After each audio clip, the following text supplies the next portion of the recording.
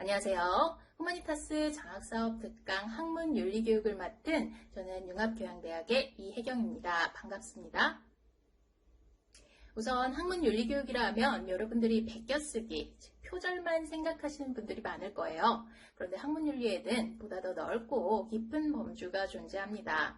공부를 하는 사람들이 연구를 하고 그 결과물만 내는 데에서 끝나는 것이 아니라 타인과의 소통, 타인의 삶을 늘 배려하면서 연구에 최선을 다해야 한다는 취지에서 이해하시면 조금 더 쉬울 것 같아요. 후마니타스 학술 에세이 분야에 도전하시는 여러분들이 이번 대회뿐 아니라 앞으로 학문에 정진하면서 연구를 진행해 나가는데 이 자료가 많은 도움이 되기를 바라면서 학문윤리교육 시작해 보도록 할게요. 자, 목차에 대해서 살펴볼게요. 첫 번째, 일반적 표절의 개념. 일반적 표절과 그리고 연구 부정행위로서의 표절이 그 범주의 차이가 약간 존재합니다. 그래서 일반적 표절의 개념을 살펴보고 연구 부정행위로서의 표절을 한 번 더 살펴보도록 할 겁니다. 자, 두 번째, 연구윤리 확보를 위한 지침. 세 번째, 주요기관 연구윤리 지침 내용. 주요기관의 연구윤리 지침 내용을 살펴보면은 대부분 이제 크게는 같습니다. 그런데 미세한 차이가 존재하는데 그러한 내용들을 이제 종합해서 방향성을 종합해 보면 연구윤리라는 것이 무엇인지에 대해서 그 윤곽을 그려보실 수 있을 겁니다.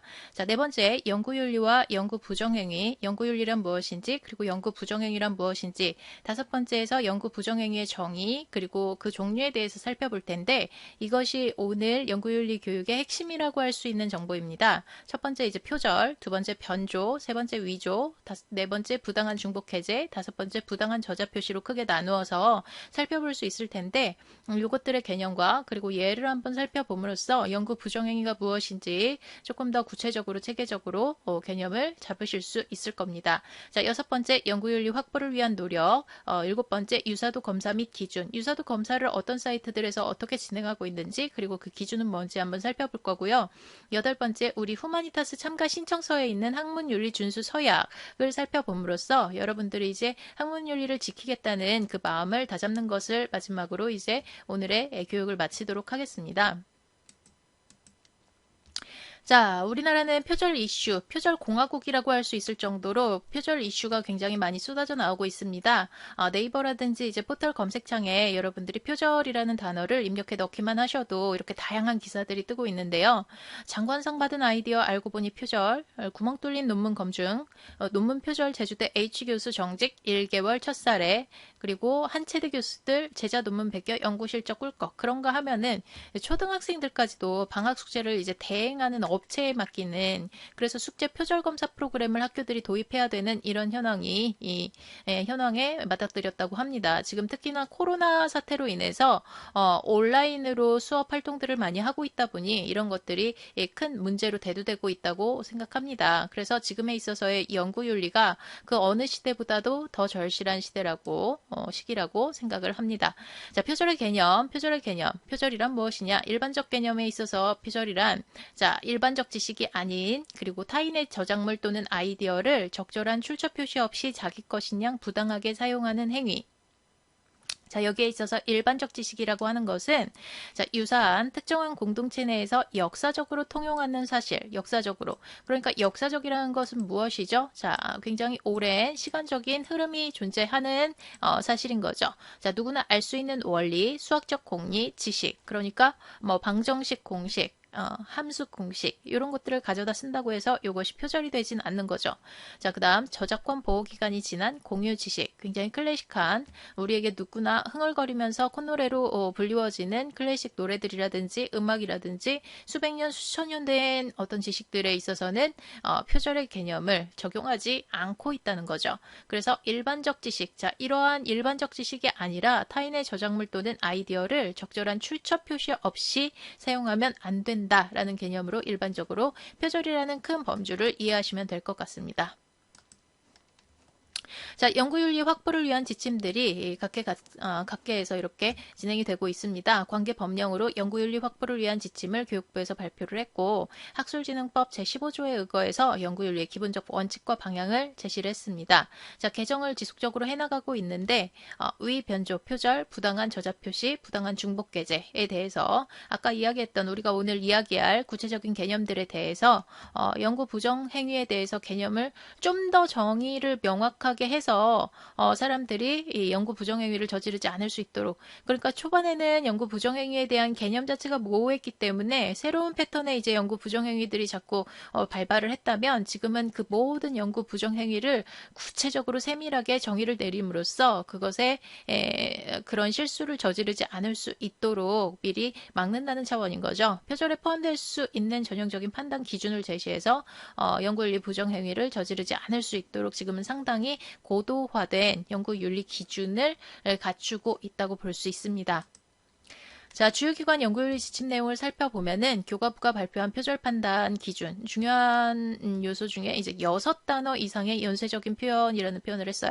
6단어 이상의 연쇄적 표현. 그러니까 우리가 문장을 구성하는 데 있어서 적어도 한 6단어 정도로 구성이 된다고 본다면, 한 문장 정도를 통으로 가져다가 쓴다면은 이것은 표절이다라고 보는 거죠. 그러니까 한두 단어라는 이제 개념 같은 것들을 사용하는 것이 아니라 6단어. 하나, 둘, 셋, 넷, 다섯, 여섯. 요 정도죠. 요 정도를 그대로 가져다 쓰면 안 된다. 그러니까, 절의 범위 정도 이상의 범주라면은, 요것은 표절이라고 판단한다. 라고 보실 수 있을 겁니다. 자, 자기표절, 짜깁기, 말 바꾸기, 중복게재나 기여 없는 저자 표시 등도 표절로 판단할 수 있다라고 하는데, 말을 바꾼다라는 것은 이제 문장을 가져다가 그대로 쓰는 게 아니라, 일단 6단어 이상 겹치진 않아요. 중복되진 않는데 말을 이리저리 바꿔가지고 결국에는 같은 이야기를 문장 순서만 바꾸고 있다든지, 우리말은 특히나 다른 나라 언어와 달리 문장의 순서를 자유자재로 바꿀 수가 있잖아요. 그렇게 바꾸어가지고 사용할 경우에는 표절로 판정할 수 있다라는 거죠. 기여 없는 저자 표시에 대해서는 뒷부분에서 살펴볼게요. 자, 한국학술단체 총연합회에서는 이렇게 체계적으로 연구윤리 지침을 발표했는데, 이 중에서 이제 살펴볼 것들이 표절과 중복게재. 자, 이미 출판된 타인의 저작물의 일부를 적절한 출처 표시 없이 사용할 때에 표절 및 중복게재로 판정하고, 연구계획서, 제안서, 강연 자료 등과 같은 타인의 미출판물에 포함된 핵심 아이디어나 문장, 표, 그림 등을 적절한 출처 표시 없이 사용할 경우, 그리고 인용 및 출처 표시. 연구자는 다른 저작물 인용할 때 출처를 파악할 수 있도록 저작물의 서지 정보를 정확히 표기해야 한다라고 했고요. 자, 표절의 판정 근거로 가장 중요한 것, 출처 표시, 출처 표시, 출처 표시 확인할 수 있죠. 계속 반복되는 것들이 뭡니까? 출처 표시죠. 그리고 적어도 그렇다면은 출처 표시를 명확하게 했다면 표절의 어떤 책임으로부터 조금은 자유로워질 수 있다는 것을 여러분들이 확인하실 수 있을 거예요. 그만큼 출처 표시라는 것이 생명과도 같은 겁니다. 연구윤리에 있어서 타인의 저작물을 가져다가 이용했다라면은 출처 표시만 명확히 해주셔도 이제 표절 판단은 그 다음에 문제가 될 수 있다는 거죠. 자, 서울대학교 연구윤리 지침에 따르면 역시나 출처 표시 그리고 인용 표시가 중요하게 대두되고 있다는 것을 확인하실 수 있습니다. 자, 이제 본격적으로 윤리라는 것은 사람이 마땅히 행하거나 지켜야 할 도리로서 법과는 다르게 사회 구성원 간의 자율성과 신뢰를 바탕으로 지켜지는 일종의 행동 양식이라고 본다면은, 연구윤리라는 것은 연구자가 연구를 수행하면서 당연히 지켜야 할 원칙과 행동을 이야기합니다.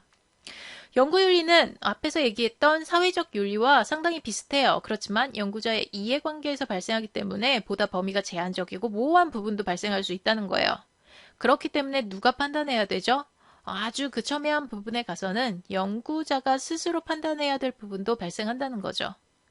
사회적 윤리가 구성원 간에 이제 존중되고 있는 것처럼 연구 윤리 또한 스스로 존중해야 되고, 연구 윤리를 왜 지켜나가야 되냐? 불편한 것이냐? 그렇지 않다는 거죠. 연구 윤리를 준수해 나갈 때 연구자가 개인적으로 자신에 대한 연구의 안전을 보장받는 것이고, 사회적으로 이제 올바른 연구 풍토가 조성돼 나가야 자신의 연구에 대한 권리가 조장될 수 있다는 거죠. 여러분들이 지금 후마니타스 학술 에세이 대회에 참가해서 연구자로서 이제 첫 발을 내딛는 무대라고 볼 수 있는데, 작성하면서, 에세이를 작성하면서 많은 부분을 이제 느끼실 수 있을 겁니다. 연구자가 지켜야 할 그 연구 윤리를 잘 숙지해서 책임 있는 연구 수행을 해서 또 수상이라는 좋은 결실까지도 얻어가실 수 있기를 바랍니다. 연구 부정행위의 정의 및 종류를 한번 살펴볼게요. 첫 번째 표절, 두 번째 위조, 세 번째 변조, 네 번째 부당한 중복게재, 다섯 번째 부당한 저자 표시, 그리고 기타. 이렇게 살펴볼 텐데요. 자, 표절은 지식이 아닌, 자, 아까도 살펴봤죠. 일반적 지식이 아닌 타인의 독창적 아이디어 또는 창작물을 적절한 출처 없이 활용한 거. 그래서 제3자에게 자신의 창작물인 것처럼 인식하게 하는 행위. 즉, 표절인 거를 드러내면 패러디라는 예술적 장르로 변화하게 되는 것이고, 표절이라는 것을 감추게 되면 이것은 표절이 되는 거죠. 타인의 저작물을 가져다가 의도적으로 사용하는 데 있어서 이것이 내가 마치 스스로 만든 것인 양 사용하게 되면 표절이 되는 거고, 그렇지 않고 어떻게든 드러내게 되면 표절이 아니라는 거죠. 자, 표절의 유형은 크게 세 가지로 나누어 보는데, 출처 표시를 했지만 부적절하게 표시한 경우, 출처를 표시하지 않은 경우, 2차 문헌 표절 정도로 나누어 볼 수 있습니다. 자, 출처 표시를 했지만 부적절하게 표시한 경우는 활용한 타인의 저작물에 대해서 출처를 표시했는데 직접 인용하면서도 인용부 없이 그대로 사용한 경우. 자, 그리고 인용한 것에 대해서 부정확하게 정보를 제공하는 경우. 그러니까 저작물에 대해서 출처를 가져다 쓰는데 출처를 표시하긴 하는데 어디서부터 어디까지가 인용한 것인지 알 수 없으면 그것도 표절로 간주한다는 거죠. 인용한 것에 대해서 부정확하게 정보를 제공하는 경우, 이를테면 번역서를 가져다가 인용했는데 마치 원서를 본 것처럼 이야기하는 경우, 원서만을 출처 제공하는 경우. 그러니까 우리가 그 2차 문헌 표절이 지금 여기에 나와 있는데 2차 문헌 표절이라는 것이 누군가가 1차 문헌을 가져다가 출처를 표시하고 인용을 했어요. 근데 그것을 가져다가 내가 인용을 하는데 마치 원문을 가져다가 인용하는 것처럼 1차 문헌만 표기한다면 그것은 1차 문헌을 가져다가 쓴 사람의 것을 표절한 게 된다는 거죠. 무슨 말인지 이해되셨죠? 자, 1차 문헌이 있고 2차 문헌이 있다는 거예요. 자, 누군가가 인용을 많이 하고 있는 유명한 책의 경우에 주로 이런 문제들이 많이 발생을 하는데 1차 문헌을 가져다가 인용했고 그리고 1차 문헌을 가져다가 인용한 누군가의 것을 내가 또 인용할 경우에 원문과 원서와 그리고 이것을 가져다가 인용한 사람의 문헌을 다 표기해줘야 된다는 거죠. 자, 부분적 한정적으로 출처를 표시한 경우 활용한 타인의 동일 저작물 여기저기서 가져온 부분이나 타인의 다른 저작물 여기저기서 가져온 부분 모두에 대해서 출처 표시를 해야 되는데 어느 일부분에만 하면 안 되시고요. 그리고 포괄적, 개괄적으로 출처 표시를 한 경우 그러니까 많은 것을 가져다가 직접 혹은 간접적으로 인용하는데 페이지를 구체적으로 표시하지 않고 책 제목만 쓴 경우 그렇다면 어디에서 어느 부분을 가져다가 활용했는지 알 수 없다는 거죠. 이럴 경우도 최근에 있어서 상당하게 표절로 인정이 되고 있는 추세입니다. 자, 인용된 부분의 출처를 표시했지만 본인의 것이라고 인정할 수 없을 정도로 너무 많은 아이디어, 어구 및 문장을 타인의 것으로부터 가져온 경우 이건 완벽한 표절이죠. 자신의 저작물에서 타인의 것이 추가되고 자신의 것이 종에 해당될 경우. 자, 출처 표시하지 않은 경우 타인의 저작물에 있는 독창적 아이디어나 사고 구조, 생각 프레임의 출처를 밝히지 않고 자신의 것인 것처럼 활용하는 경우. 자, 텍스트 표절의 경우 의거 관계, 실질적 유사성에 따라서 표절 여부를 판단한다고 합니다. 자, 일반적 지식이 아닌 타인의 독창적인 개념, 어휘, 문장, 단락, 그림, 표, 사진, 데이터 등을 출처를 밝히지 않고 활용한 경우 타인이 쓴 글을 그대로 쓰지 않고 저자가 말 바꿔 쓰기 또는 요약했지만 출처를 밝히지 않은 경우 타인이 쓴 외국어 논문이나 저서의 일부 또는 상당 부분을 번역하여 활용하면서도 출처를 표시하지 않은 경우. 자신의 저작물을 타인 한 사람의 여러 저작물이나 여러 타인의 저작물에서 가져온 단어의 첨삭, 동의어 대체 등 발췌 및 조합해서 마치 자신의 것처럼 활용하면서도 출처를 표시하지 않은 경우, 이때 이제 모자이크 표절이라는 말을 사용하는데, 그러니까 짜깁기, 말 바꿔 쓰기, 뭐 다양한 유형으로 출처 표시하지 않고 지금 표절을 시도하고 있는 경우들이 많이 발생하고 있다는 거죠. 자, 2차 문헌 표절은 아까도 얘기했듯이 저자가 외국인이 쓴 1차 문헌을 보고 말 바꿔 쓰기 또는 요약을 하지 않고 2차 문헌에 인용된 내용을 그대로 쓸 때 재인용 표시를 해야 되는데 마치 직접 원문을 본 것처럼 1차 문헌 출처만 표기한 경우, 그러니까 귀찮아서도 그렇게 그냥 표기해버리기도 하고, 또 2차, 그러니까 누군가가 외국인이 쓴 1차 문헌을 보고 가져다가 표기를 했는데 그 문헌 자체가 마음에 들지 않는 거죠. 그 문헌을 가져다가 인용하기 싫을 경우에는 그냥 원출처만 밝히는 거죠.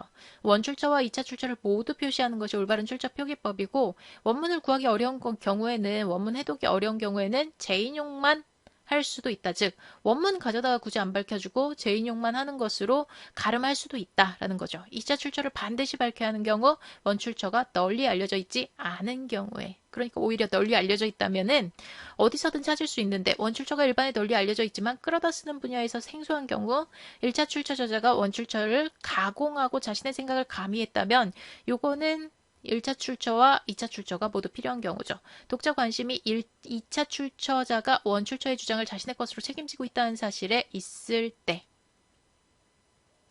그러니까 1차 출처자가, 그러니까 원출처자에서 2차 출처자가 무언가 자신의 생각, 그러니까 자의적인 해석을 하고 있을 경우에는 반드시 이제 두 사람의 출처, 두 사람의 생각이 대차대조할 수 있는 근거가 필요한 거죠. 자, 인용이란 다른 사람의 표현이나 아이디어를 허가를 받아서 이용하거나 인용 부호를 적절하게 사용하고 출처를 정확히 밝히면서 이용하는 것을 말합니다.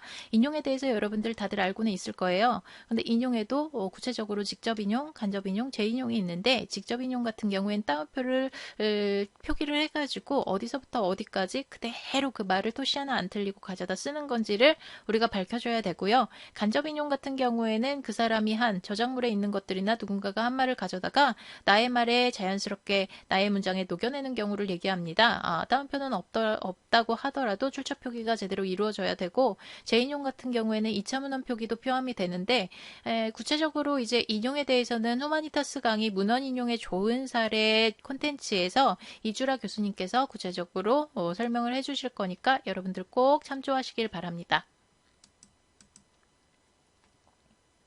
자, 표절의 사례에 대해서 한번 살펴볼게요. 끝으로 유토피아가 집필되던 당시의 영국이 어떤 나라였는지 기억할 필요가 있다. 당시의 영국은 수많은 사람들이 굶어 죽고 단지 음식을 훔쳤다는 죄목으로 교수형에 처해지는 상황에서도 한 사람이 막대한 부를 향유하는 일이 가능했던 나라다. 자, 바람직하지 않은 사례. 자, 그 원문을 가지고 가져다 쓰는데, 거의다가 그냥 가져다 쓰는데도 불구하고 지금 뭐 어떤 표기도 되어 있지 않죠. 그런데 바람직한 사례로 가면은 이제 출처 표기가 되어 있는데, 여기에서 좀 더 나아가면은 따옴표를 사용해서 어디부터 어디까지, 그리고 따옴표를 부분 아주 조금 지저분하다 싶을 정도로 집요하게 좀 표기를 해줄 필요가 있습니다. 자, 위조는 뭐냐? 연구자 자신 또는 타인의 연구 개발 자료나 연구 개발 결과를 허위로 만들어내는 행위를 얘기합니다. 그래서 실제로 실험을 수행하지 않거나 조사를 통하지 않고 허위의 데이터를 만들어내서 연구 내용에 사용하는 것을 말하는데, 연구 수행하기 전에 연구자가 가정한 연구 결과가 안 나오거나 시간이 부족해서 충분한 데이터를 확보하지 못했을 경우에 발생하는 부정행위라고 할 수 있습니다.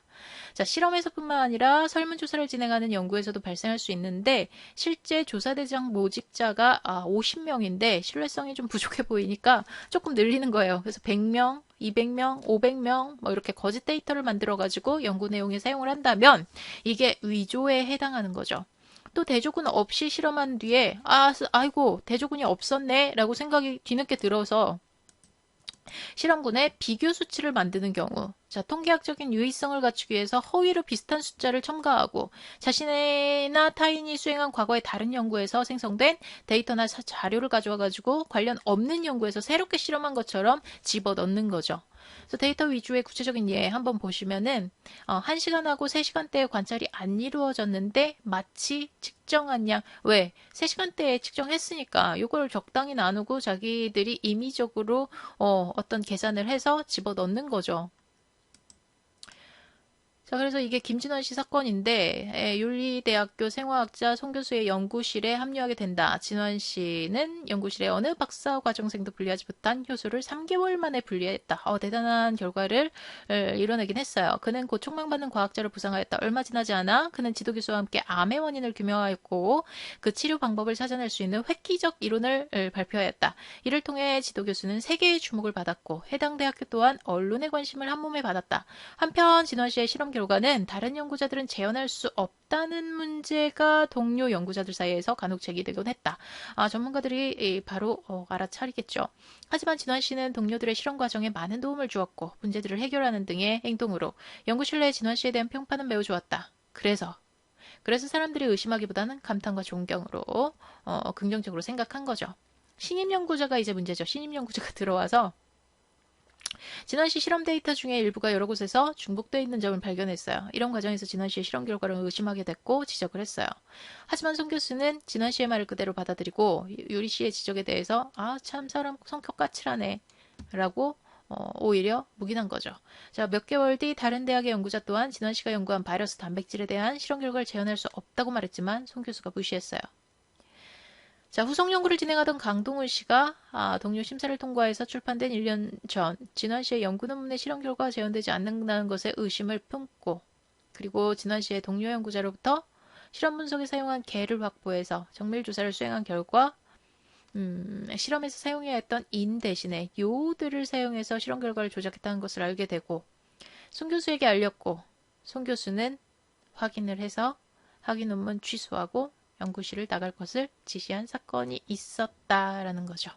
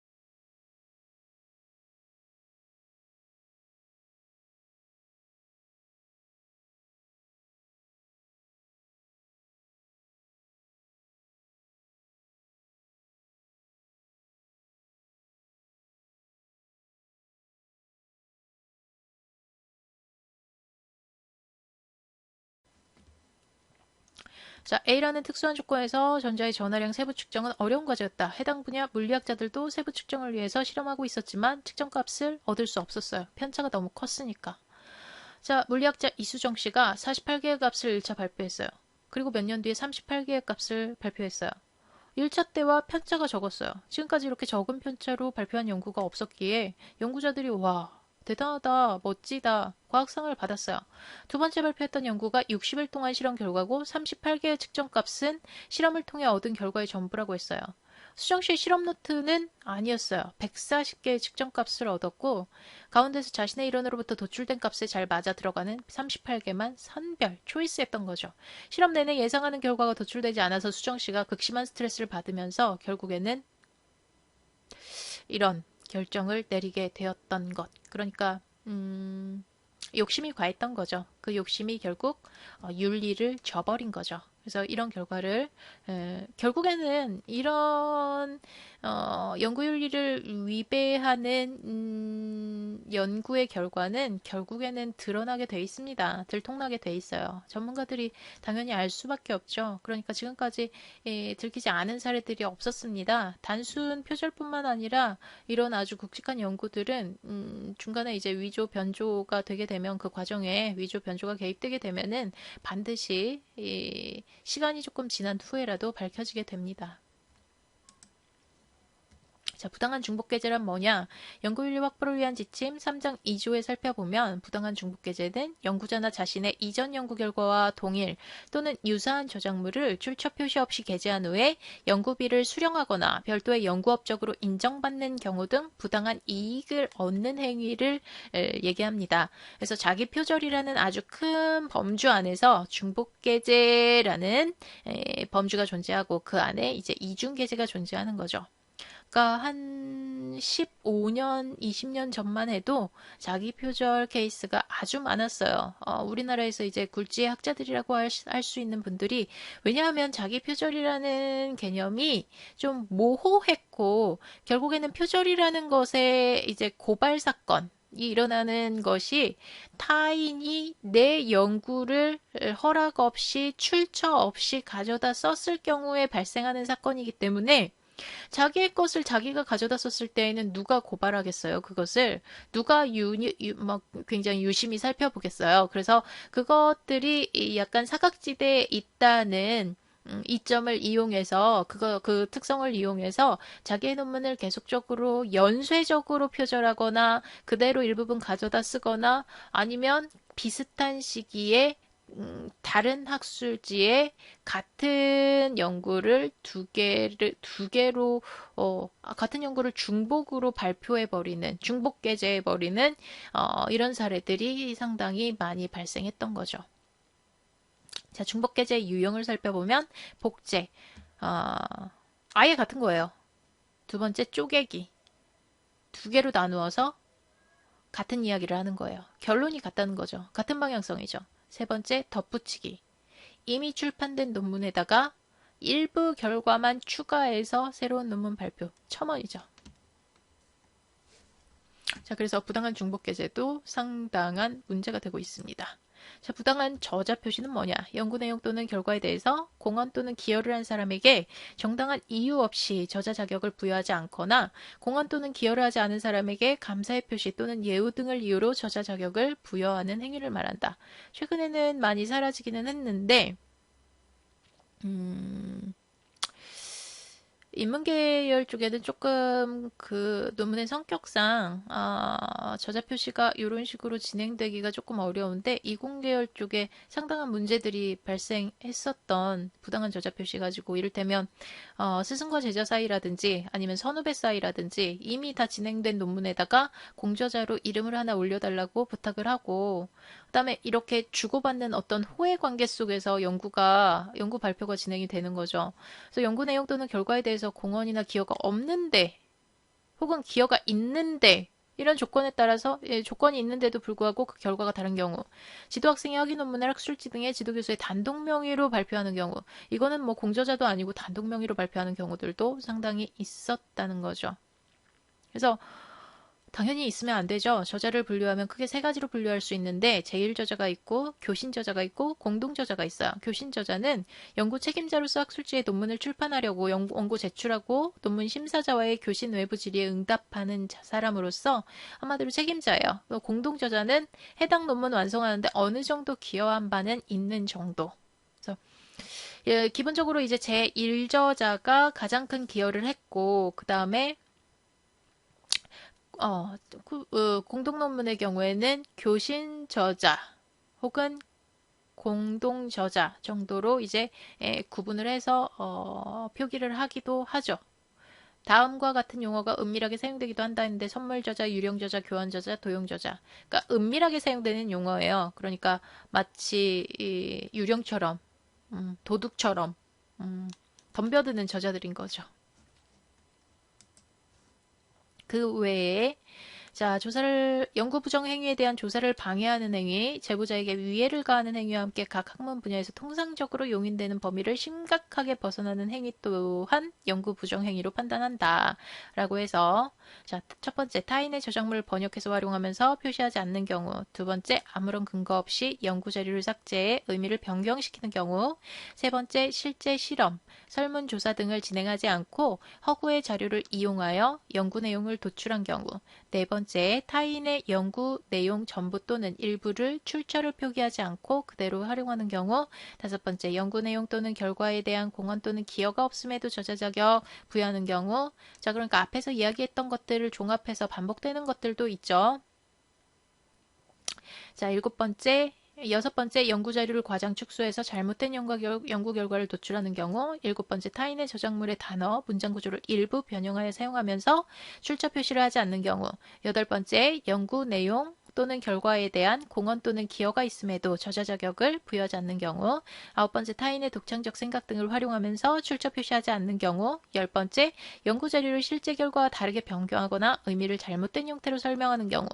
11번째, 지도학생의 학위 논문을 학술지 등의 지도교수의 단독 명의로 게재, 발표하는 경우 등을 이야기할 수 있겠습니다. 우리가 연구윤리 확보를 위한 노력으로 해볼 수 있는 것들. 표절 분석 서비스. 일반적으로 이제 카피킬러라는 곳이 가장 보편적으로 활용되고 있죠. 카피킬러.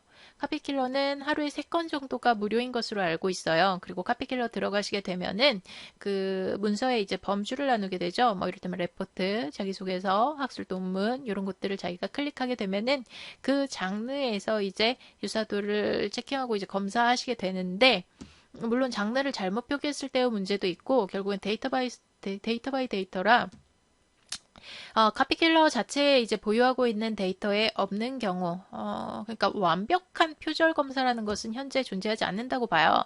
그렇지만 지금 현존하는 표절 분석 서비스 중에서 가장 데이터를 많이 보유하고 있는 곳에서 확인하는 것이 그나마 그 정확도를 기할 수 있겠죠. 그래서 카피킬러, 그리고 KCI 문헌 유사도 검사 서비스, 그리고 지금 우리나라가 아니라 해외 사이트인데,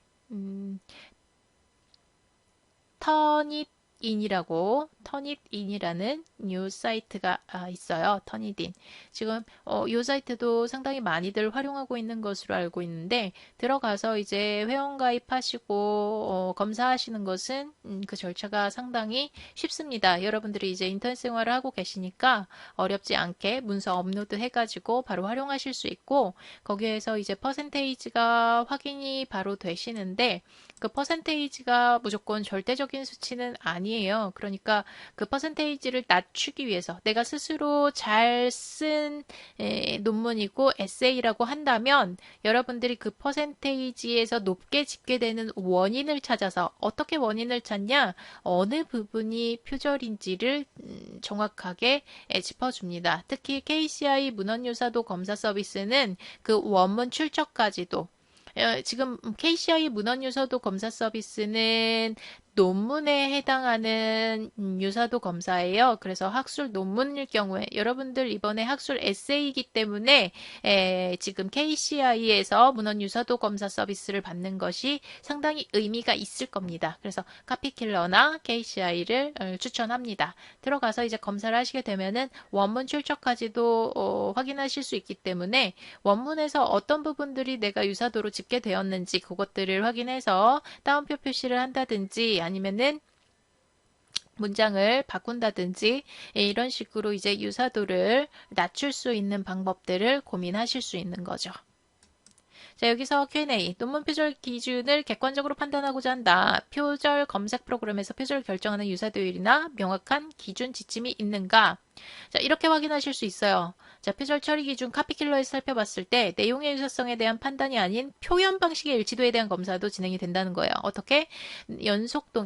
내용의 유사성에 대한 판단이 아니에요. 그러니까 내용 유사성까지는 기계가 판단할 수가 없다는 거죠. 단지 이제 표면적으로 드러나는 문장 유사성인 거죠.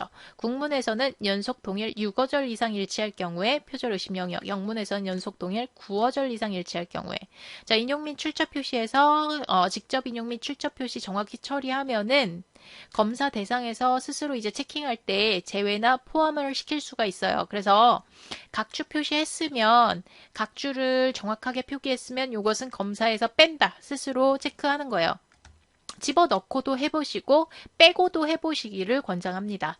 자, 표절률 산출할 때 문장 표절률과 문서 표절률이 있는데 문장 내에서 어절 문장 그리고 문서 표절률은 문서 내 표절 의심 영역 어절 문서 전체 어절 곱하기 100%를 하는 그래서 표절률이라는 것은 결국 상대적인 점수여서 그러니까 표절 의심 영역을 바로 찾아주는 서비스이기 때문에 자기가 어떤 그 수치를 절대적으로 받아들이는 게 아니라 그 부분을 스스로 생각했을 때에 연구윤리에 위배되지 않는 수치로 이제 연구윤리에 위배되지 않는 수준으로 이제 끌어올린다는 차원으로 접근하셔야 돼요. 표절 분석 DB의 경우에 4,600만 건의 문서와 50억 건 이상의 웹페이지를 대상으로 카피킬러가 검사를 진행하고 있대요. 그리고 국내 학위 논문도 70%, 학술 논문 80% 정도의 DB를 보유하고 있기 때문에 상당히 높은 수준의 어떤 DB를 구축하고 있다라는 거죠. 자, 마지막으로 후마니타스 테드 공모전 참가 신청서 그리고 후마니타스 학술 에세이 공모전 참가 신청서 이 두 가지에 모두 학문윤리 준수 확인 사항이 존재를 합니다. 보시면 1번 이 저작물은 나가 직접 연구하고 작성했다. 당연히 이해가 되어야겠죠? 출처 표기 없이 다른 사람의 글이나 아이디어를 가져오지 않았다. 여러분들 마지막에 제출 전에 반드시 출처 표기가 있는지 없는지를 표기하셔야 되는 게 출처 표기 없이 다른 사람의 글이나 아이디어를 가져와서 작성하셨고 그것이 이제 심사에 회부되면 저희 심사 과정에서 상당히 이 다중으로 유사도 검사를 진행하게 됩니다. 1차적으로 접수자 전원에 대해서 카피킬러 고도 심사 시스템이 이제 발효가 되게 되는데요. 유료 시스템으로 심층 검사를 진행하게 됩니다. 그래서 하나의 문장도 놓치지 않을 수 있도록 그리고 해당 문장에 대해서 출처를 정확하게 찝을 수 있도록 유료로 몇만 원 상당의 이제 심층 검사를 진행하게 되기 때문에 절대 유사도가 집계되지 않을 수가 없습니다. 그래서 사람이 하는 일이 아니라 데이터베이스를 구축한 컴퓨터 시스템이 하는 일이고요. 그리고 그렇게 해서 심사위원들에게 작품이 회부가 되면 작품이 이제 작품 심사가 진행이 될 때 심사위원들이 또 2차적으로 유사도 검사를 진행하게 됩니다. 의심이 되는 문장에 대해서 구글링 서비스와 그다음 KCI 유사도 검사를 2차적으로 진행하게 되기 때문에 역시나 마찬가지로 1차에서 집계가 된 것들과 더불어서 2차에서 유사도가 또 집계가 되는데 문제는 유사도 집계가 여러 군데에서 되는 있는 경우에는 그런 작품의 경우에는 당연히 수상작으로 올려질 가능성이 좋은 작품이라고 하더라도 이미 학술 윤리에 위배된 상황에서는 좋은 작품이라고 할 수 없겠지만 내용이 상당히 참신하고 좋은 경우에도 그러한 여러 가지 윤리적인 실수 때문에 수상작에 오를 수 있는 가능성이 없어지게 되는 거죠. 그 자격이 없어지게 되는 거죠. 그래서 여러분들 그 무엇보다도 제일 먼저 여러분들이 고민하고 고치고 조심해야 될 부분이 학문 윤리라고 볼 수 있습니다. 학문 윤리는 그러니까 여러분들이 책을 인용하는 데 있어서 그리고 타인의 글을 참조하는 데 있어서 반드시 출처를 밝히고 6어절 이상을 그대로 가져다 쓰시지 말고 그리고 따옴표로 통해서 이제 직접 인용과 간접 인용 2차 문헌 인용에 주의해서 출처를 표기하고 논의를 진행해 나가시길 바랍니다.